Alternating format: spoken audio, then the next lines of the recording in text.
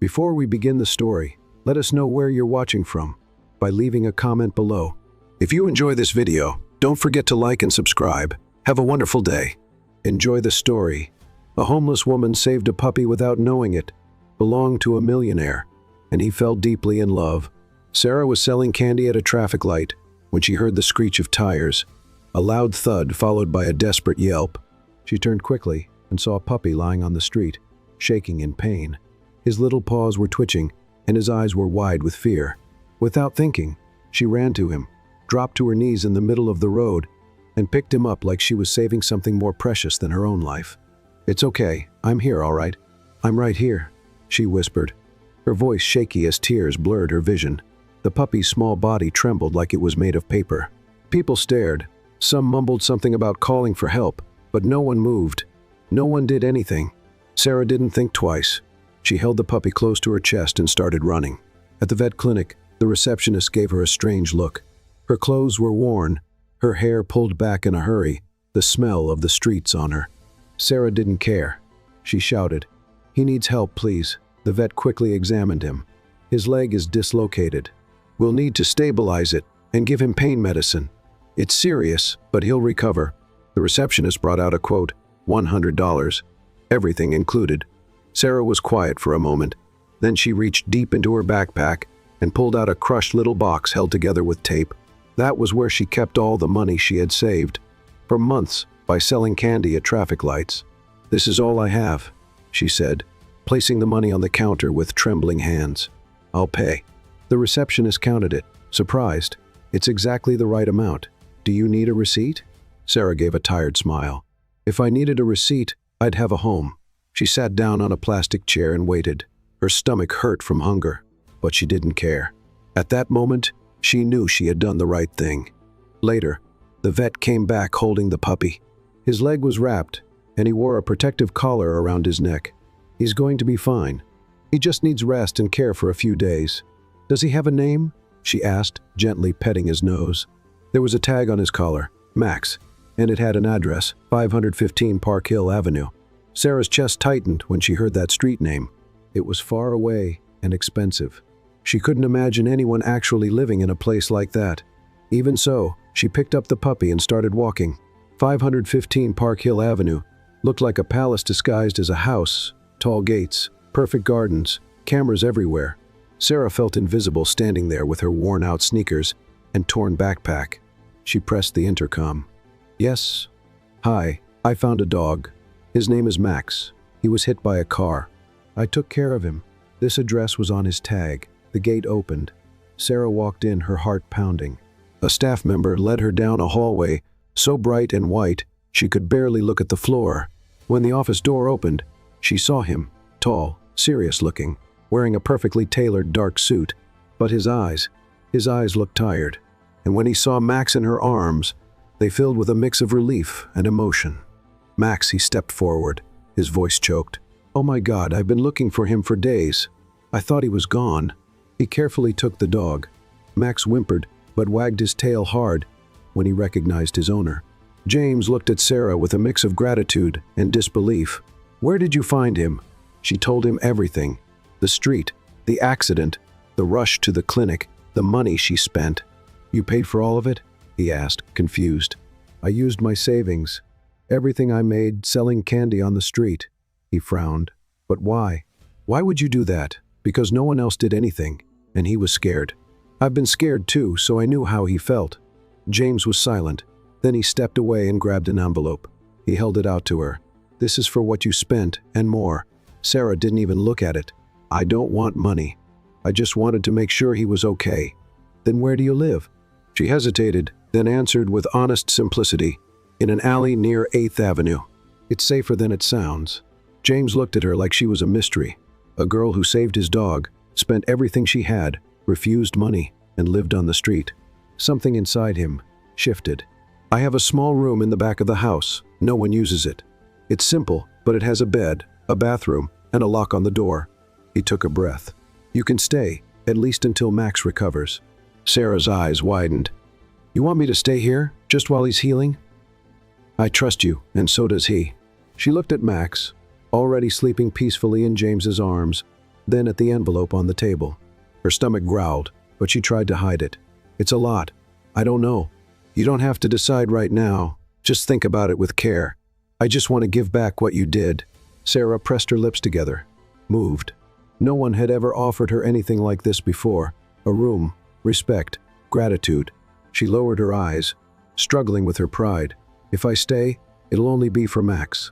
James nodded. Of course, for Max. But deep down, they both knew something more was beginning. Sarah woke up before sunrise. She still wasn't used to the soft mattress or the silence. The room was warm, the comforter softer than anything she'd ever touched. And still, she woke up with the same feeling as always, the urge to give something back. She got up quietly, tied her hair with an elastic she found in her bag, and went straight to the kitchen. Margaret hadn't shown up yet, which meant she had time. No standing around doing nothing, she whispered to herself. Determined to be useful, she opened the cabinets and grabbed what she could recognize. Coffee, a thermos, sliced bread, eggs. She turned on the stove, poured water into the coffee maker, and was about to crack the eggs when white smoke started coming from the side of the stove. She frowned. Huh? Suddenly, beep, beep, beep, beep, the loud fire alarm blasted through the room. A jet of steam shot from the ceiling. Sarah looked up, panicking. "No, I didn't even burn anything yet." Max ran into the kitchen, barking like it was war. Seconds later, hurried footsteps echoed. James appeared in the doorway, wearing only a towel around his waist, wet hair dripping. "What did you do?" "I was just making coffee," Sarah shouted, covering her ears. "This feels more like a chemical attack than breakfast. I didn't know the stove had a button for the end of the world." "You triggered the security system. This house has a very sensitive smoke detector. Too sensitive, don't you think? All I did was heat some water." James rushed to a panel in the wall and punched in a code. The alarm stopped. The silence that followed was as sudden as it was awkward. They stared at each other. Max barked softly, circling them. James sighed. "You woke up the whole house. At least no one will miss the coffee. This isn't coffee. This is an international incident." Sarah crossed her arms, still tense, but a small smile forming at the corner of her mouth. "For someone that rich, you have pretty poor patience." James let out a low sound, almost a laugh. "And you have a natural gift for disaster." "Thanks, I try." Margaret showed up right after, muttering complaints. Sarah was banned from getting within 2 meters of the stove for the rest of the day. Still, she insisted on helping in other ways. She tidied up the guest room, organized Max's toys, and even tried to clean his water bowl, though she spilled half of it on her own foot. Out in the garden, she found Thomas, the driver, sneaking a smoke behind the ivy wall. "Hey, you're the hero of the day," he said with a slight grin. "I think I'm more like the fire alarm villain. Depends how you look at it. Mr. Carter hasn't walked around the house in a towel in years." Margaret nearly fainted. Sarah laughed out loud, then quickly covered her mouth. "I didn't mean to cause all this. I just wanted, I don't know, to be helpful. Here, my dear, no one tries. We just survive," he said, half dramatic, half joking. "But it's nice to have someone around who shakes things up." She didn't fully get what he meant, but she liked the sound of it. Later in the office, James called her in with a serious tone. Sarah came in, a bit nervous, sitting on the edge of the chair like she was afraid of getting it dirty. "I've been thinking about our talk this morning," he began, opening a folder on the desk. "If this is about the coffee, I swear, no, it's about a formal agreement." She looked at him, cautious. "I'm going to hire you officially for 2 weeks to take care of Max full-time, with salary, food, and housing included." Sarah blinked. "All that for 2 weeks? That's the expected time for his full recovery, and I want everything documented. You'll have the freedom to come and go, but there will be basic rules, like no setting off alarms," he replied, deadpan. She laughed. James slid the papers across the table. "Read it carefully. You can say no if you want." Sarah picked up the papers and looked at the lines filled with terms she barely understood. Then she grabbed the pen on the table, but it didn't work. She tapped it twice, blew on it, scribbled on a blank page. "This pen is as dry as you are," she muttered. "Excuse me." "Nothing, just thinking out loud." She tried again, and finally, the pen worked. She signed the contract with the steady hand of someone who knew what they were doing, even if she wasn't sure about anything. "Signed," she said, pushing the paper back. James took it, glanced over it quickly, and nodded. "Welcome officially to the team, miss. Just Sarah. All right, just Sarah. She raised an eyebrow. Was that a joke? Don't get too excited. Too late. I already feel like part of the family. Careful. Around here the family's a bit dysfunctional. Better than none, she replied with a small but sincere smile. James stayed silent for a few seconds. Then he stood up and offered his hand. Welcome, Sarah. She shook his hand, and in that handshake, as formal as it was, something had changed. That evening, Sarah was on the living room couch with Max sleeping in her lap. The TV was on, showing one of those cooking shows with grumpy judges, but she wasn't paying attention. It was her second night there, and even though she was comfortable, part of her still couldn't believe it was real. She was wearing a soft bathrobe Margaret had lent her, and her hair was tied up loosely. Max was breathing deeply and calmly, like he was finally home. Sarah smiled and gently stroked behind his ear. Everything felt peaceful until the front door opened without warning. The heels were the first thing she heard, sharp, firm steps echoing through the entryway. A woman walked into the room like she owned the place, tall, slim, perfect makeup, and a perfume that filled the space before she even said a word. Sarah sat up straighter on the couch, automatically covering her legs with the robe. The woman looked at her with disguised disdain, then she looked at Max. Well, at least someone here still has good taste, she said, completely ignoring Sarah as she bent down to touch the dog. To Sarah's surprise, Max let out a low growl. What's that, sweetheart?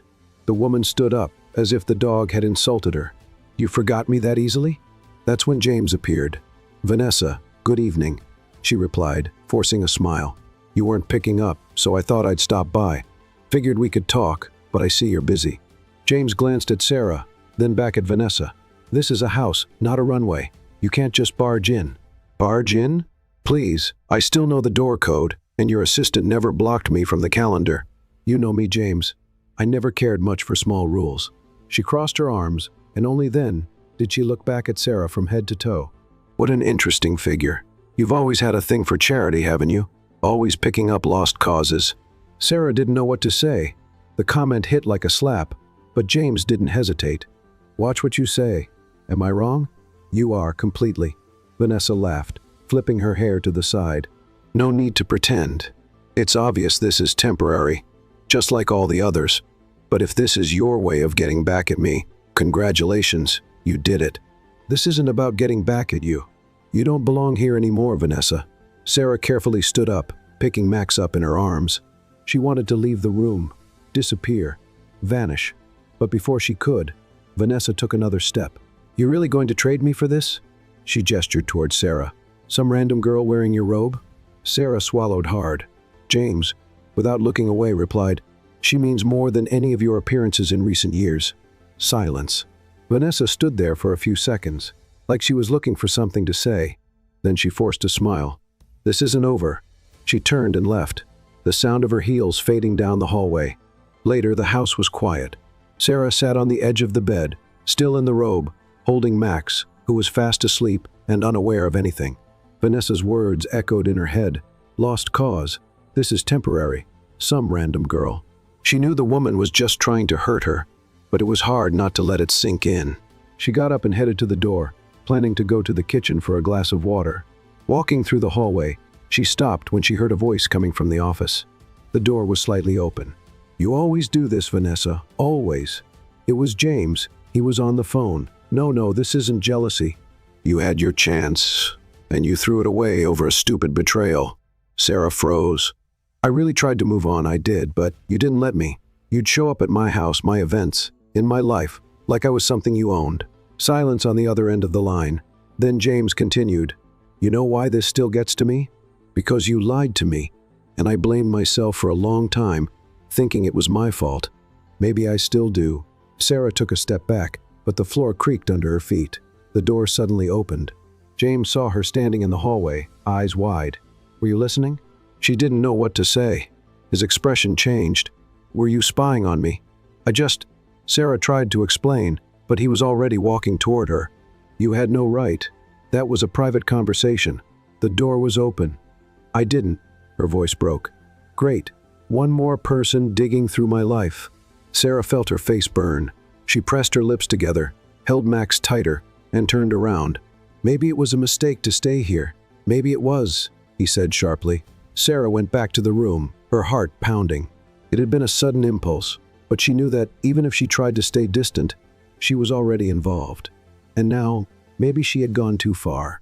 She threw her robe on the bed, grabbed her backpack, and started packing her things. She was leaving. It was the right thing to do before things got worse. Max started barking when he saw the backpack being closed. Sarah knelt beside him. "Hey, it's okay, all right? I just need to go." Max barked louder. He laid his paws on the zipper, like he was saying, "Don't." She tried to move him away, but he just curled up next to the bag with sad eyes. "Oh, don't do this." The barking went on, sharp, honest, like he knew exactly what was happening. Sarah took a deep breath and sat down again. "Come on, buddy." She gently ran her hand through his fur, and the dog nestled in her lap. And there, in the dark room with her heart aching, she realized that leaving wasn't as simple as it seemed. The silence of the early morning felt heavier than ever. Sarah sat on the edge of the bed for a long time, eyes fixed on the wooden floor. Max slept in a corner, curled up, but the soft barks that slipped out in his dreams sounded like small pleas for her to stay. She stood up slowly, trying not to make noise, picked up her backpack, checked if her few clothes were still inside her crumpled papers, and the small box where she used to keep money that no longer existed. Before leaving, she looked for a blank sheet of paper. She found an old planner in the nightstand and tore out one of the last pages. With a shaky hand, she wrote, "Thank you for everything, and I'm sorry for listening too much." She folded the paper in four, placed it on the desk, and took one last look at the room, at the blanket folded with care, at the lamp that now looked like a faded star. Max, as if he sensed something, opened his eyes and let out a soft bark. Sarah whispered, kneeling down, "You're going to be okay. He'll take care of you." She kissed the dog's head and stood up slowly. Her body ached, her heart even more. She walked to the door, took a deep breath, and left. The sun hadn't come up yet when James woke up. He had slept badly, like on those nights when the mind doesn't quiet down and the chest feels heavy. He decided to check if Max had taken his medication. But when he passed by the guest room, the door was half open. He pushed it. The bed was empty. The robe was hanging on the chair. A strange silence filled the room. He frowned and took 2 steps inside. That's when he saw the note. He picked up the paper with his fingertips, as if touching it might burn him. "Thank you for everything, and I'm sorry for listening too much." The words hit like a punch. He crumpled the note, stepped back, and without thinking, slammed the bedroom door shut. The sound echoed through the house. Max barked downstairs. Margaret appeared in the hallway, sleepy but serious. "Something wrong?" She left. Margaret raised an eyebrow. "What do you mean, left?" James didn't answer. He just went downstairs, ignoring the coffee, the planner, the messages on his phone. Nothing seemed to matter at that moment. He sat in the office chair, staring at nothing for a few minutes, then suddenly stood up and called Thomas. "I want you to find Sarah. Now?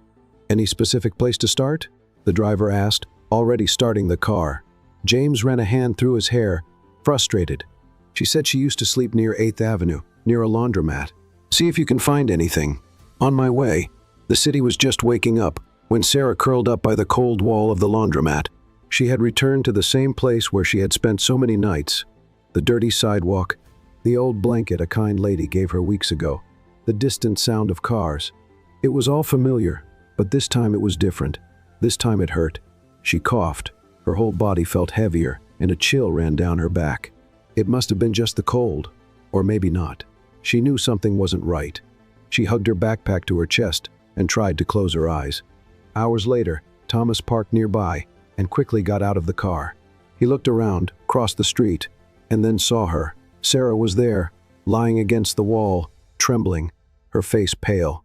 She didn't look like she was sleeping. She looked like she was fading. "Hey!" Thomas rushed over and knelt beside her. "Sarah!" She opened her eyes with effort, tried to smile. "Thomas, hi. You've got a fever. Come on, let's get out of here." "No, it's okay. I just wanted to sleep a little." "No sleeping," he said, already pulling out his phone. "Stay awake. James is on his way. He shouldn't have. He asked me to find you, and there's no way I was leaving you here like this." James arrived a few minutes later. The moment he saw Sarah, it felt like his heart tightened. She looked nothing like the girl who used to take care of Max on the couch, pale, weak, like she had shrunk. He didn't hesitate. He knelt beside her, slipped one arm behind her back and the other under her knees. I can walk, she whispered. Be quiet, Sarah. She gave a faint smile. You haven't changed. Neither have you. Still stubborn. He lifted her up and carried her to the car. Thomas opened the back door, and James got in with her, settling her gently. On the way back, Sarah rested her head on his shoulder, her eyes heavy. I'm sorry, I shouldn't have listened, she murmured. Forget it. It was my fault. You were angry. I was, because I was frustrated. And when I get frustrated, I mess up, like letting you walk out the door without stopping you. She sighed, almost falling asleep right there. James squeezed her hand firmly. Don't ever do this again, okay? She didn't answer. She was already asleep. Margaret was at the door when they arrived. The guest room's ready, she said dryly. She's going to mine. Margaret's eyes widened. What? You heard me. Get the room ready and bring the thermometer. Margaret paused for a moment, like she was trying to understand what world she had just stepped into.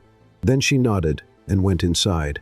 James carried Sarah upstairs, walked down the hallway, and gently laid her on his bed. He pulled the blanket over her, brushed her hair off her forehead as he left to get a damp cloth. When he returned, Margaret was leaning against the doorframe, arms crossed. Never thought I'd see this again. See what? The old James. The one before the coldness. The one who cared. James gently wiped Sarah's forehead, ignoring the comment. She saved Max. Yes, and now it looks like she's saving you too. He didn't respond. He looked at Sarah's calm face and knew right then that something inside him had already changed. Maybe it started with the dog. Maybe with the way she refused the money. Maybe with her smile, even while carrying the weight of the world. The fever was gone, but Sarah still felt weak, like a strong breeze could knock her down. Still, when she opened her eyes that morning and saw the soft light coming through the window, she had a childlike urge to go outside and breathe some fresh air.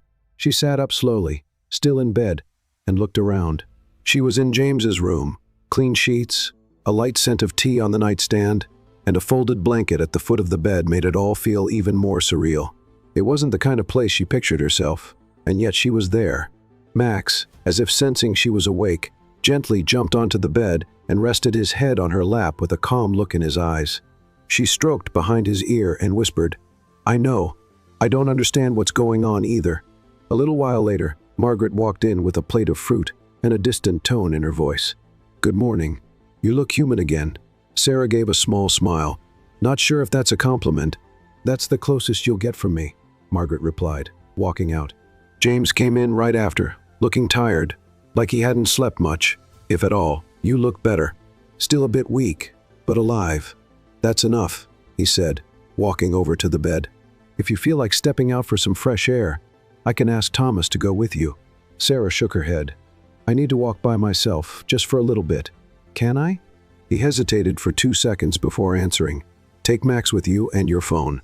Call me if anything happens. She nodded, surprised to see a hint of concern in his eyes. The neighborhood streets were quiet that late morning. Sarah walked slowly with Max by her side, the leash loose in her hand and a light coat over her shoulders. The cool air brushed her face, bringing a sense of freedom, but also vulnerability. She sat on a bench in the small park, took a deep breath, and closed her eyes for a few seconds. She needed silence, clarity. But fate, as always, seemed to have other plans. Lily? The voice came from behind. Sarah froze. Lily Harper? She opened her eyes slowly, turned her head, and saw an older woman with gray hair, dark sunglasses, and a shopping bag in her hands. I'm sorry. I think you've got the wrong person. No, I don't, the woman said as she stepped closer, emotional. It's me, Ruth. I used to work at your house, in the kitchen. My goodness, after everything that happened, no one knew where you had gone.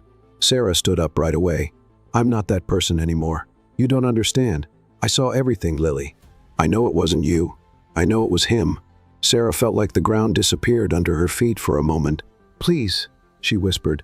Don't speak so loud. Not here. Ruth grabbed her hand tightly. I tried to defend you, but no one wanted to listen.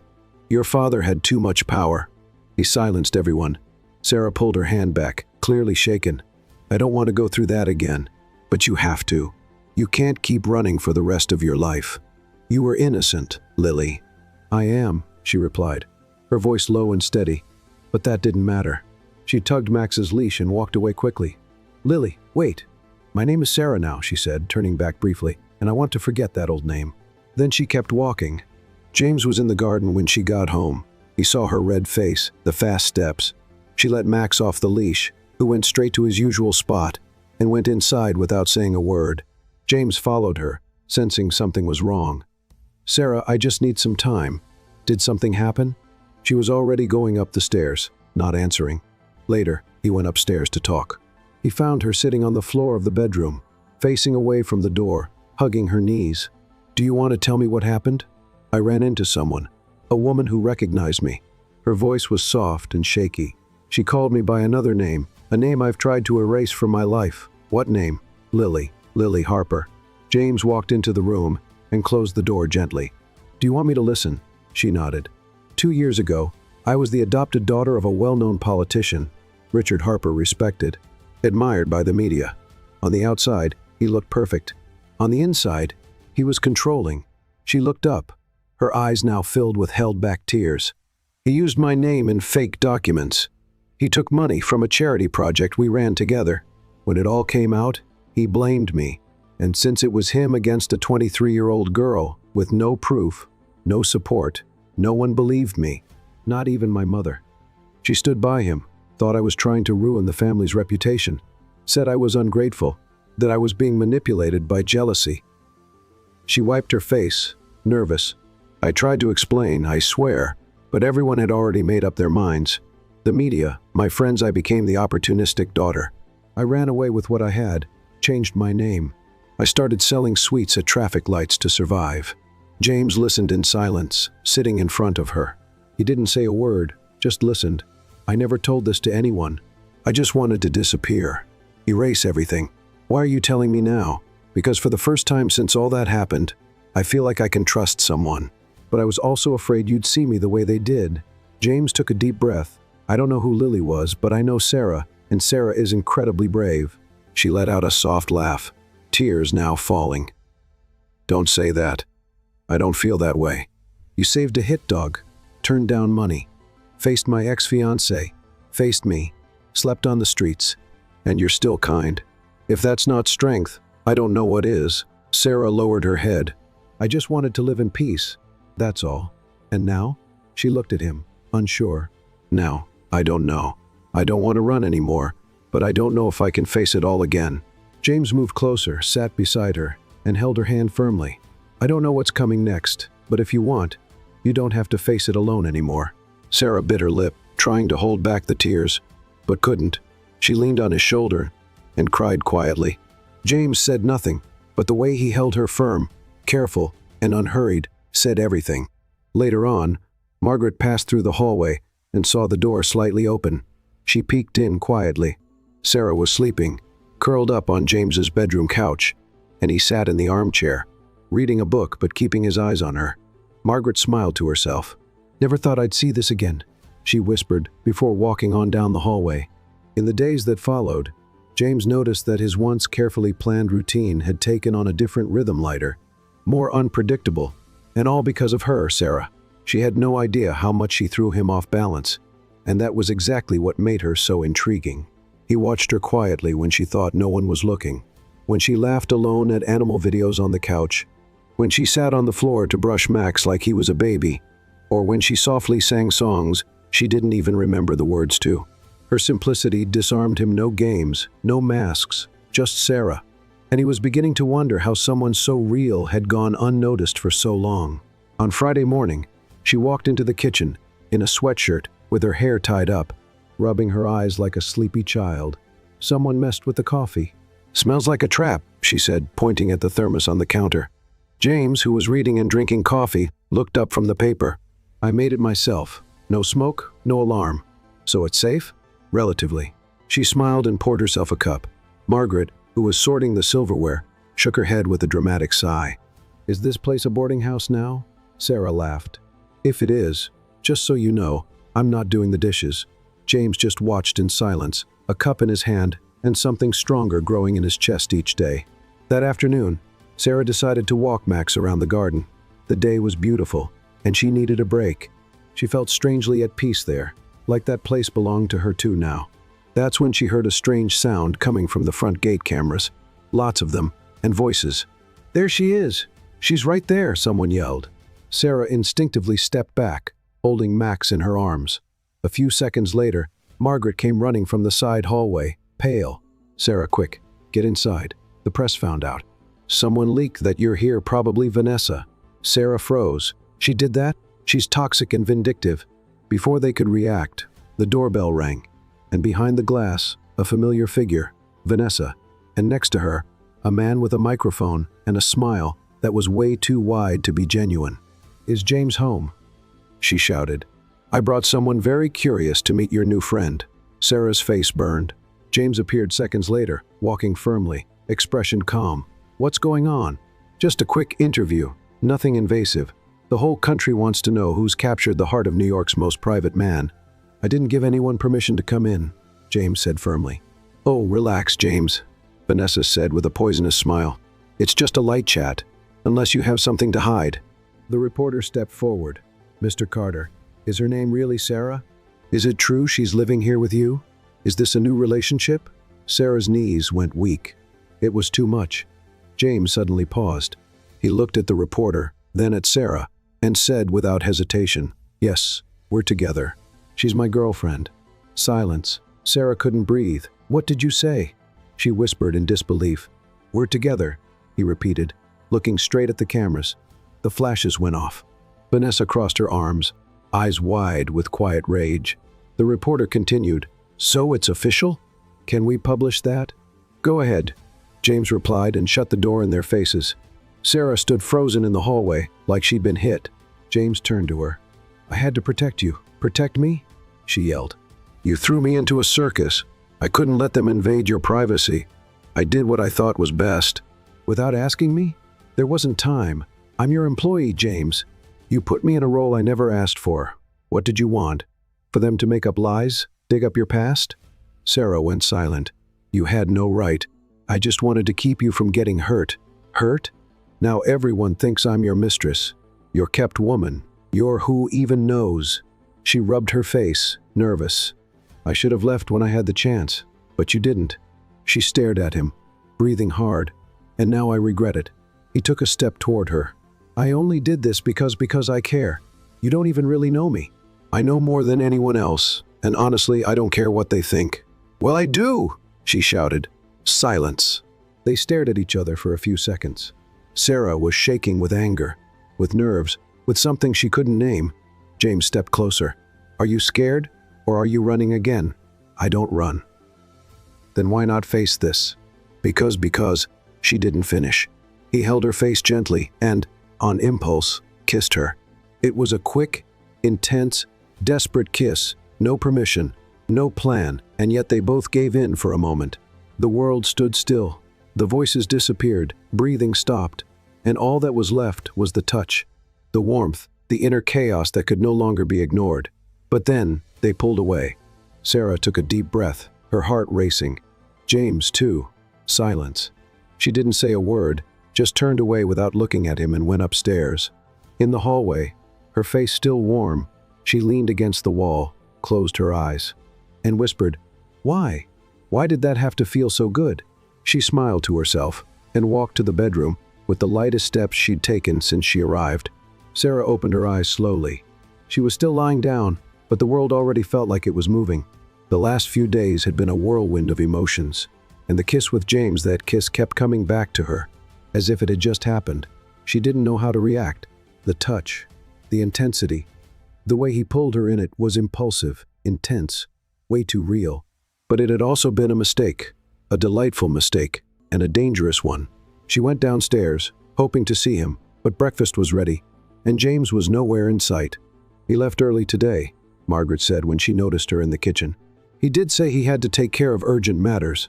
With that, it looked like he was avoiding a conversation. Sarah drank her coffee in silence. Something inside her was tight, an uncomfortable mix of frustration and expectation. She didn't know how he felt, but she knew what she was starting to feel, and that was exactly what she didn't want. That afternoon, Sarah was in the garden with Max, throwing a stuffed toy for him to fetch. The dog ran back and forth happily, as if the whole world was that simple. For the first time in days, she smiled genuinely. but the peace was interrupted by hurried steps. Margaret appeared on the patio, clearly upset, holding her phone. "We need to talk." "Did something happen?" Margaret took a deep breath. "Your name is on the news sites and on social media. Someone leaked pictures of you here at the house." "What do you mean, pictures?" Margaret handed her the phone. It was a collage of images: Sarah feeding Max in the garden, getting into James's car, coming down from the guest room with a towel over her shoulder. In the headline, "New partner of CEO James Carter, who is the mystery woman living in the mansion." Sarah felt her face go cold. This is real?"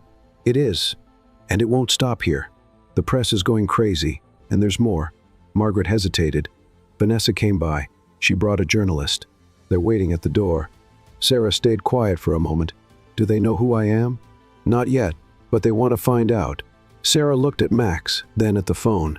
Her heart felt like it was pounding in her throat. "And James, does he know?" "He's on his way." Half an hour later, James walked through the door, looking tense, his posture stiff. He nodded at Margaret and went straight to the office where Sarah was waiting. "Did you see?" "I did. The press is already at the gate, and Vanessa brought a tabloid reporter. I figured she might do something like this. She wants to destroy you. I'm not the one she's targeting. It's you." Sarah crossed her arms, anxious. "So, now what?" James took a deep breath. He walked over to the desk, opened a drawer, and pulled out a folder. "We signed this." She frowned. "What is it?" "A contract for marriage." Sarah let out a disbelieving laugh. "Excuse me?" "I'm serious. A contract marriage for 3 months." She widened her eyes. "Are you out of your mind?" "Listen, this isn't a romantic proposal. I'm not saying we're in love or pretending this is forever. It's an agreement, a temporary civil marriage, no crazy demands, just presence, appearance, and legal protection. You want to marry me just to make things look under control? I want to protect you. They're going to keep digging until they find something. And if they learn about your past..." Sarah looked away. That hurt more than she wanted to admit. "You're trying to fix this like it's a business issue. Because from the media's perspective, that's exactly what it is." She shook her head, trying to organize her thoughts. "And what else does this contract say? You'll have your own room, full privacy, no obligations other than a few public appearances with me. You're free to come and go, and of course, a symbolic salary for your image." Sarah looked at him, stunned. "This is insane. I know. It's going to look even weirder if we just suddenly get married like it's all staged. They'll believe it. It's better if it looks like a sudden decision than letting them make up something worse. And after the 3 months, we get divorced. No scandals, no problems at all." She stayed quiet. Part of her wanted to tear up that contract, but another part knew James was right. She had a choice to make. And if there was anyone truly trying to protect her, even in a strange way, it was him. "Did you sign it?" "Yes," James said, handing her the folder. She looked at the paper for a long moment, then picked up a pen. "This pen doesn't work. Blow into it. It's a favorite of mine."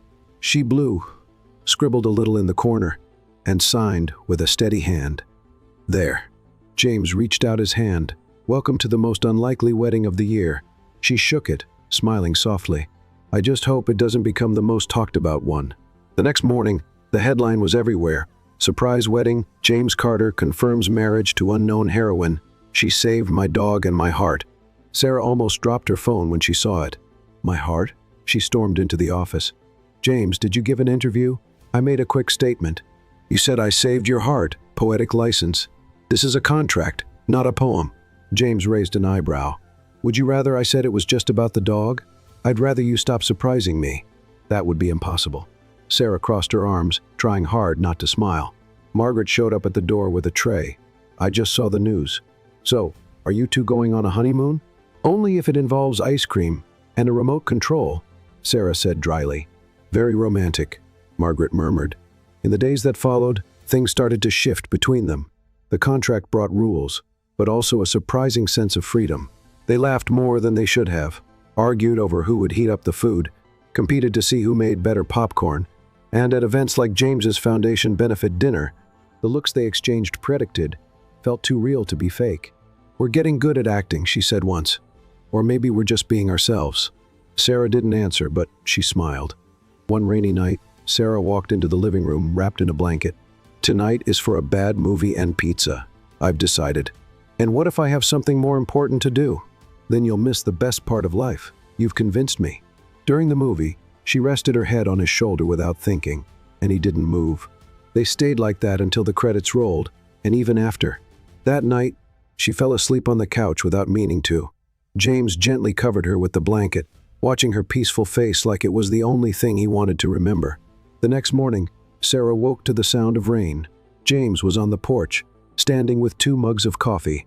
When she walked over, he handed her one. "Sleep well?" "Surprisingly, yes." "Good. We have a long day ahead." "Why?" "We're doing our first official interview as a couple." "What?" "Don't worry. I wrote a script. You just have to smile and agree. You scare me sometimes, and you undo me." She didn't expect him to say that. She stood still for a moment, looking at him. The coffee warmed her hands, but what warmed her heart was the way he looked at her. No contract, no plan, just them.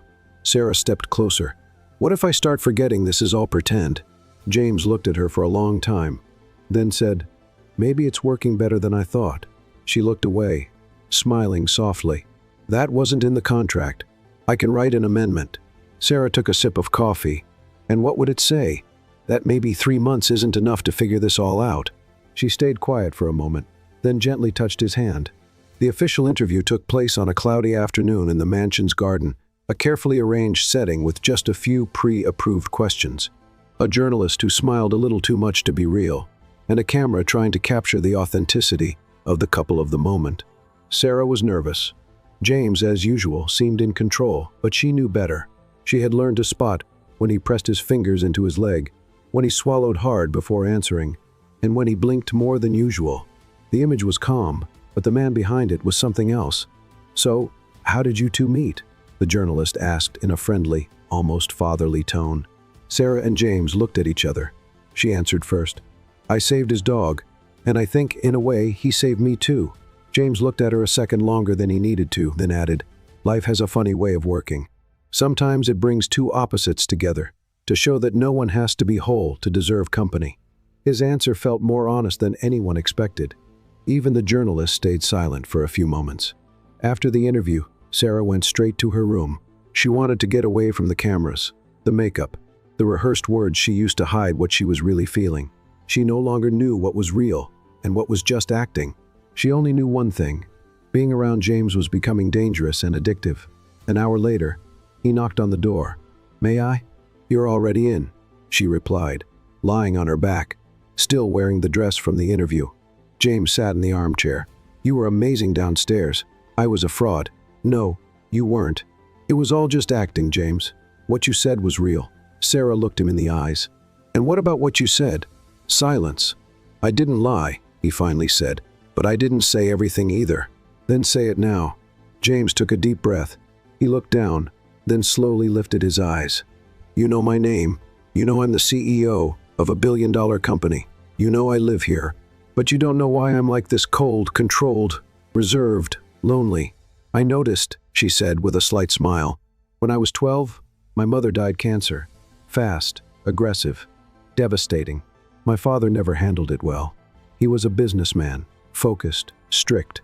And when she died, he taught me one lesson. Weakness is an opportunity for others to destroy you." Sarah slowly sat up on the bed, listening closely to every word.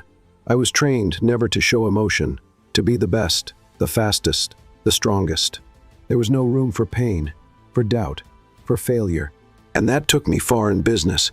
But it pushed everything else away: friends, relationships, real people. Even Max was my therapist's idea.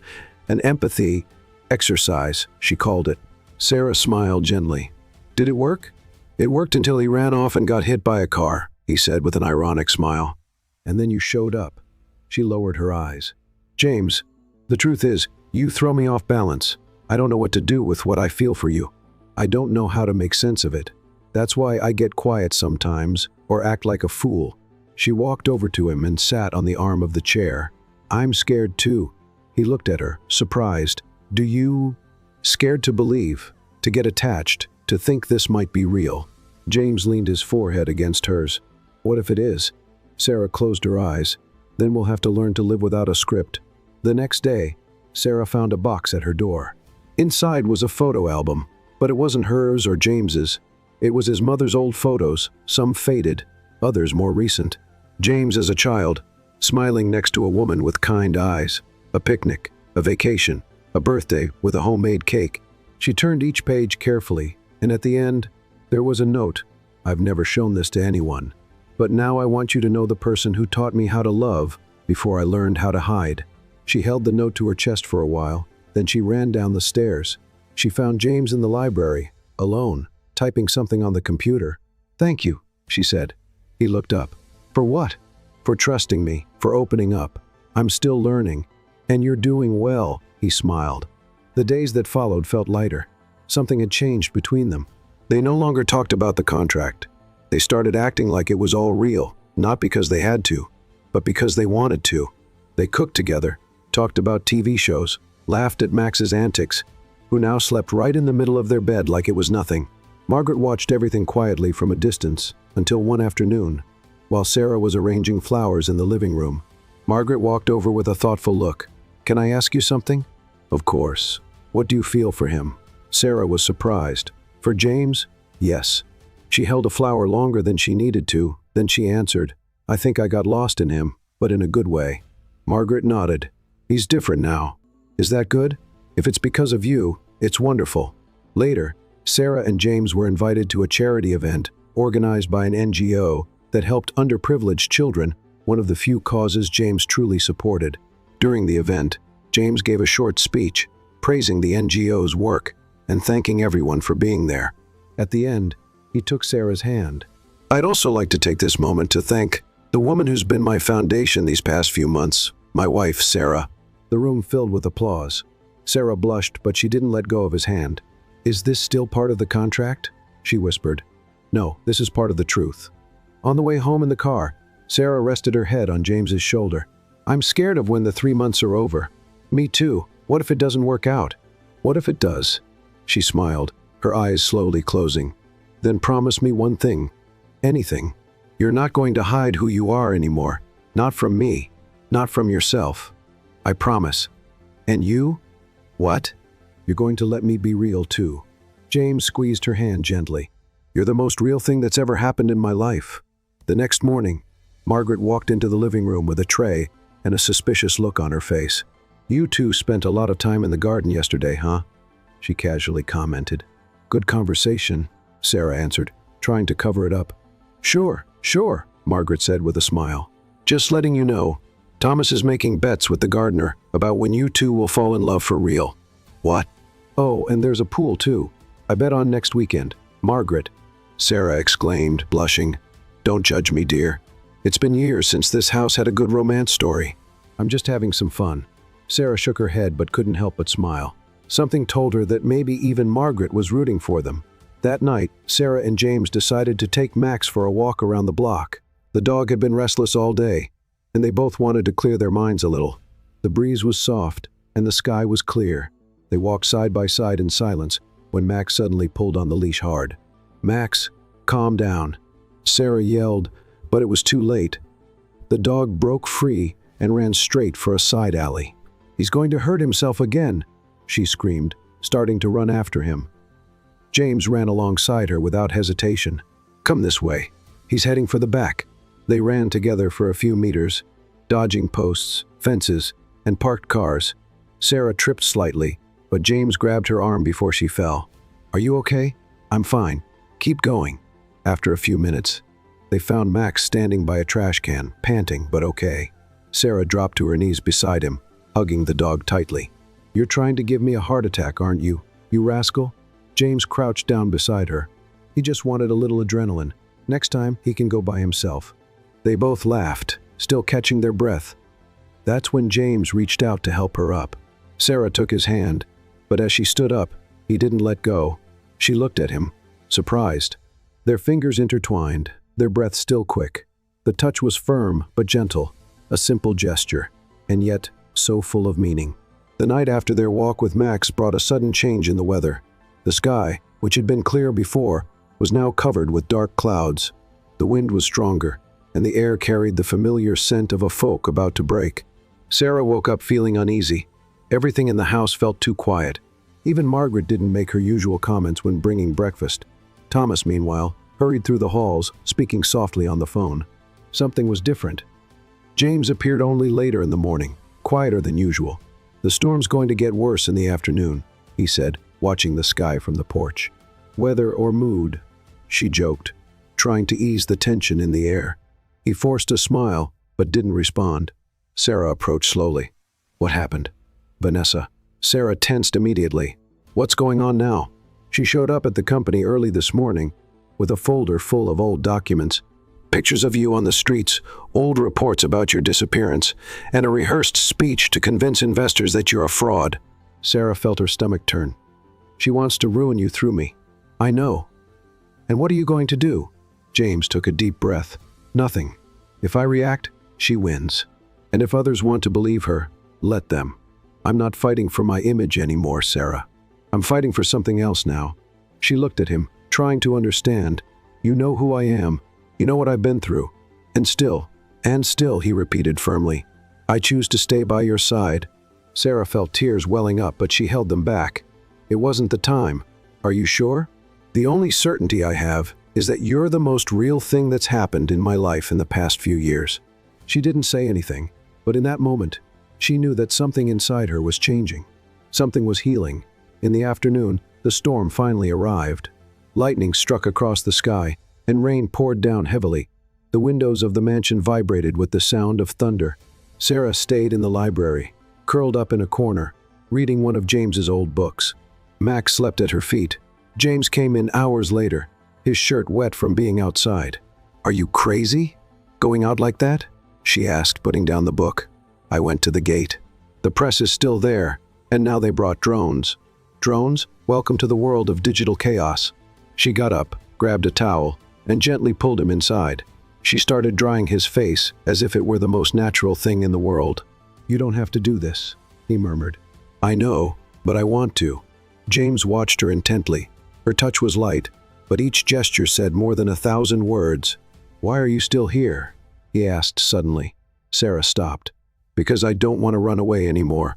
Even with all this, silence." She kept drying his hair, her hands slightly trembling. "I'm tired of pretending too," he confessed. "Tired of controlling every step, every word, every feeling.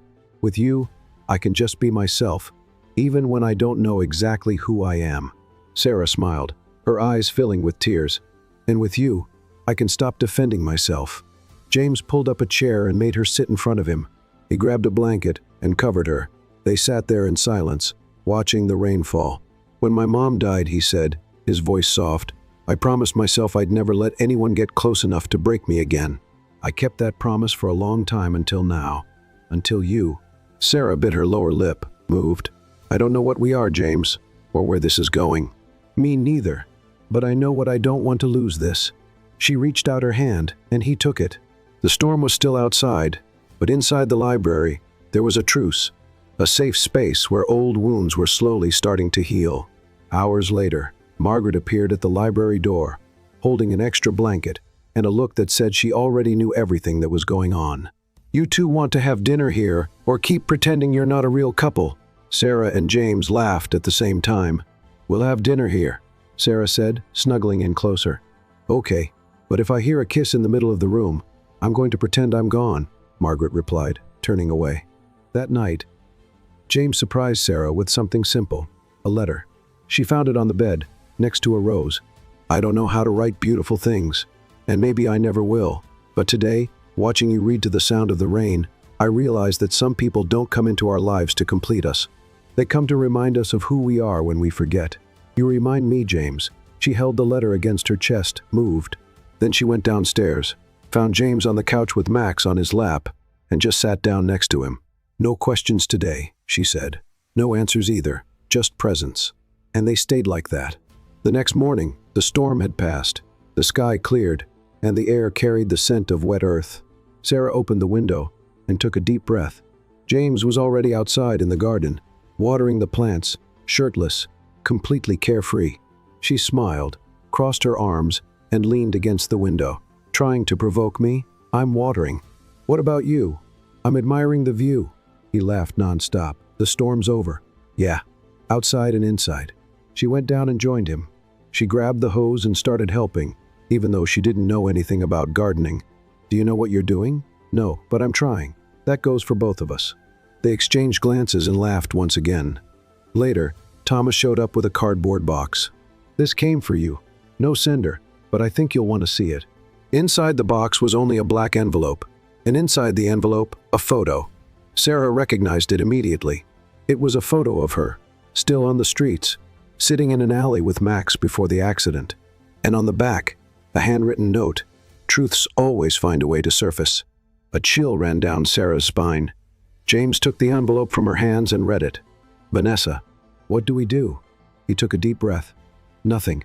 How come?" "We don't give her the power to control anything anymore. What if she goes to the press with this?" "Then let her come. We have nothing left to hide." Sarah nodded, but something strange began to grow in her chest. The storm may have passed, but maybe the biggest test of all was yet to come. The photo stayed on the living room table for hours. Sarah walked by it countless times, as if ignoring it could make it disappear. But the image was too clear, her sitting in an alley, thin, exhausted, with Max wrapped in a torn blanket on her lap. And the phrase on the back burned like a warning. Truths always find a way to surface. James tried not to push, but she knew he was paying attention more than ever. "Do you want to talk about it?" he asked, while they ate in silence that night. Sarah took a few seconds before answering. "Not now, but tomorrow." James nodded and kept his promise not to press. The next morning, Sarah woke up before the sun. She quietly changed clothes, took the note she had written by hand, and left it on the pillow. It wasn't an escape. It was just a need for clarity. She left alone. She walked for several blocks until she reached the subway station. Her destination, Ruth's house, the woman who had recognized her in the square, the only person years ago who had quietly extended a hand when everything had fallen apart. Ruth greeted her with a sweet smile and a long hug. "I thought you wouldn't come back. I needed to think." And now, Sarah looked around. The house was modest, but full of memories, old photos, porcelain cups, hand-embroidered pillows. "I want to face this. Everything. For the first time. Are you ready?" Sarah took a deep breath. "I am." By late morning, she called James. "The first need to show you something and tell you everything, but I need you to come here. Alone." James didn't hesitate. Less than half an hour later, he was knocking on Ruth's door. Sarah was waiting for him, her eyes calm and a brown envelope in her hands. "What is this?" "It's what's left of the documents from the NGO. My father used to launder money with my forged signature." She handed it to him, and James slowly opened it. Photos, receipts, copies of transfers, manipulated reports. Ruth kept all this. She tried to protect me back then, but she was threatened and kept silent. Now she wants to make things right. James looked at Ruth with respect. "Thank you." She smiled humbly. "I just did what I should have done before." Sarah turned her gaze back to James. "Now you know everything. There's nothing hidden anymore." He held her hand tightly. "And none of that changes who you are now. It just confirms the courage you've always had." Her eyes filled with tears. "Do you still want to stay by my side?" "I didn't leave by accident, and I won't stay out of convenience. I stay because I want to, because I choose to." She lowered her gaze, moved. For the first time in years, she felt light. "Then it's time to go back," he said, pulling her close, "because we have one more truth to show the world." In the afternoon, James called a surprise press conference at the company's headquarters. The room was full of journalists, cameras, and curious onlookers. Sarah stayed by his side the whole time, silent. James stepped onto the stage with an envelope in his hands. "I'm here today to protect something more important than any contract, the truth." There were murmurs. Cameras adjusted. "In the past few days, rumors have circulated about my wife." He looked at her firmly, and her past rumors planted, manipulated, and distorted by people who refuse to accept that change and overcoming challenges are real. He raised the envelope. "This material contains proof that Sarah was a victim of a scam, that her name was used by someone who should have protected her, and yet, she faced life with dignity, never seeking revenge." A buzz filled the room. "And if she's by my side today, it's because I chose to stand by someone who has more character than many who know palaces but don't know what home is." Sarah felt tears stream down her face.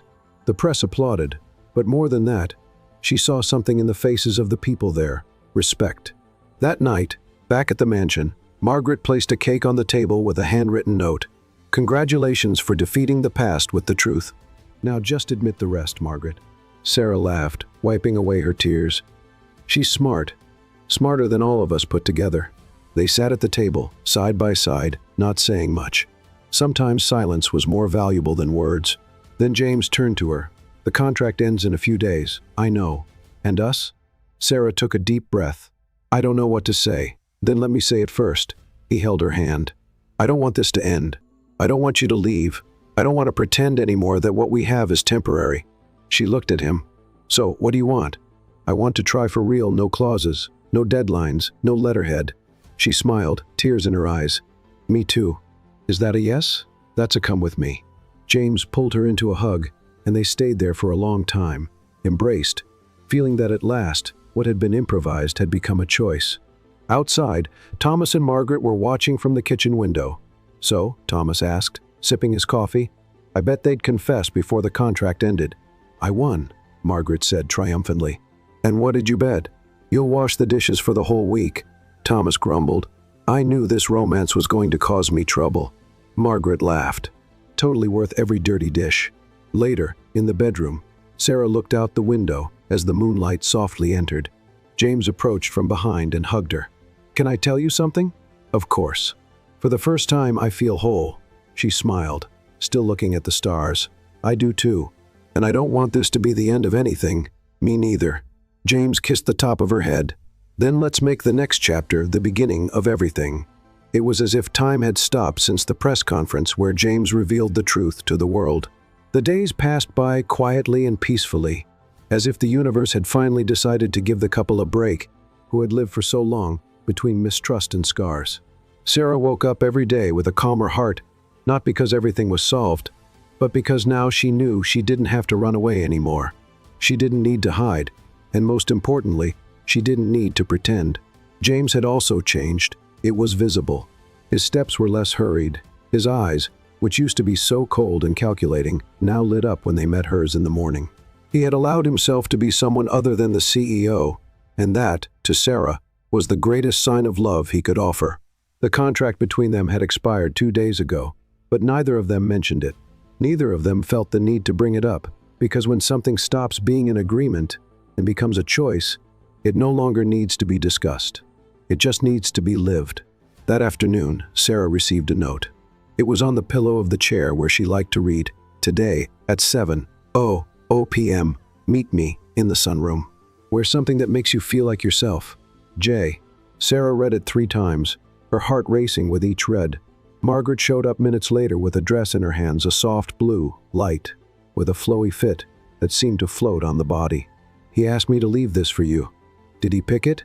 "He just said, something that matches her, and I'm an expert at that," Margaret replied, winking. Sarah smiled, feeling butterflies in her stomach. She had no idea what James was planning, but something inside her told her that tonight would change everything. At 6:59 p.m., she went downstairs. Margaret and Thomas were waiting for her in the hall. "He's out there. Go," said Margaret, adjusting a loose strand of her hair with a motherly smile. "You look beautiful, Sarah," added Thomas, visibly emotional. She took a deep breath and went. The sunroom had been transformed. Small lights hung from the trees like stars. Petals were scattered across the floor. A soft piano tune played in the background, and in the center, a circle of candles formed a path to James. He was there, standing, wearing a dark suit, but with the most open and sincere eyes she had ever seen. Sarah walked slowly toward him. James spoke. "Wait, let me speak." She nodded, swallowing hard. "When you came into my life, everything I knew was turned upside down. You messed up my routine, my control, my logic, and I fell in love with that." Sarah felt tears welling up. "I fell in love with your courage, with the way you see the world even after so much pain. I fell in love with every no you gave me, with every silence full of meaning.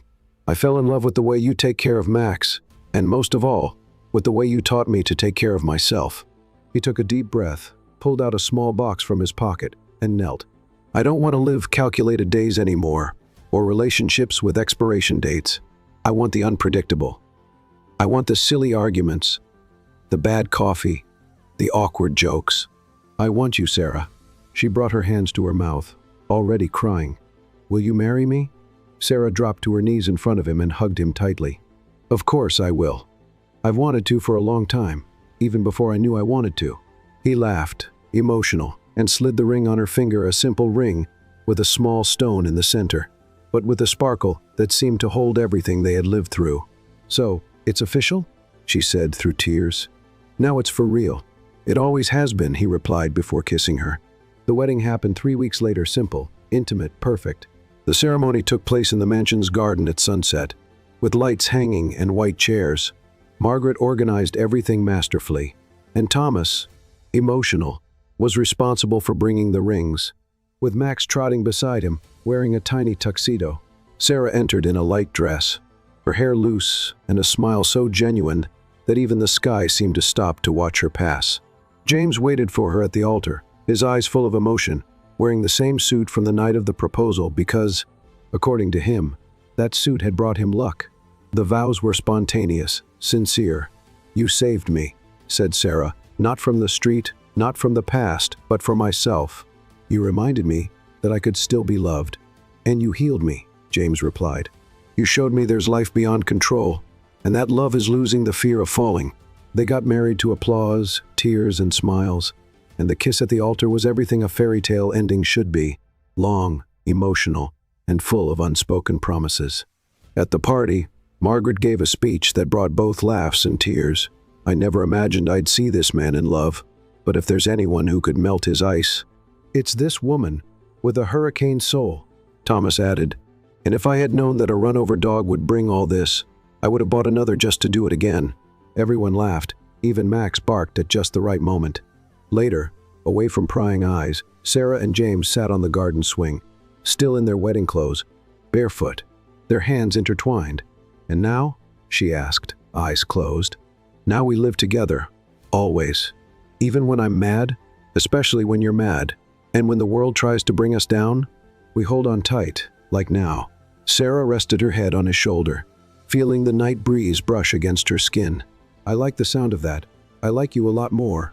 They laughed, and that night, with the scent of flowers and the distant sound of music, Sarah was certain of something she never dared to believe. She hadn't just been saved, she had been chosen. And even more importantly, she had chosen too.